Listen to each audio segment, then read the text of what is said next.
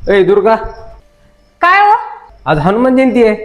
बाई, माझ्या तर लक्षातच नाही ना हो. तुझ्या का लक्षात राहत आहे ग? आलं ना लक्षात आता? कर लवकर नैवेद्य. लवकर करते काहीतरी. हो, आज हनुमान जयंती आहे म्हणून माझ्या लक्षातच नव्हतं, पण नवऱ्यानं लक्षात करून दिले की लगेच करा घेतली गव्हाची खीर. 1 वाटी इथं खपली गहू घेतलाय, आधी सडलेला आहे, स्वच्छ पाण्यानं धुवून घ्यायचा आहे बघा. नंतर यामध्ये भरपूर सारं पाणी घालून 1 तास भिजत ठेवायचा. नंतर भिजलेला गहू आपल्याला कुकरमध्ये टाकायचं, भरपूर सारं पाणी टाकायचं कारण गहू शिजाय भरपूर पाणी लागते. थोडंसं मीठ टाकून आपल्याला गहू गाळ शिजून घ्यायची. कुकरच्या 5 शिट्ट्या झालेल्या आहेत. आता पाहूया गहू शिजले का. तर मस्त असे गहू गाळ असे शिजलेले आहेत. एकदा पळीने चांगले फेटून घ्यायचे. नंतर यामध्ये 1.5 वाटी गूळ टाकायचा आणि गूळ चांगला गव्हामध्ये मिक्स करून घ्यायचा आणि गूळ आपल्याला संपूर्ण वितळून घ्यायचा आहे बघा, अशा प्रकारे. नंतर काय करायचं, एका पॅन मध्ये आपल्याला 1 चमचा साजूक तूप टाकायचं. तूप थोडं जास्त टाका.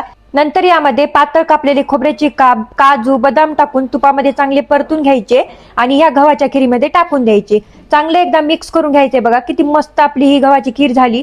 वरून थोडीशी वेलची पूड टाकायची. तयार आहे मंडळी हनुमान जयंती स्पेशल गव्हाची खीर. या पद्धतीने हनुमान जयंतीला नक्की करून बघा. खूप मस्त चवीला अप्रतिम होते आणि मी अगदी सोप्या पद्धतीने सांगितलेली आहे. व्हिडिओ आवडल्यास एक लाईक करा, अजिबात विसरू नका.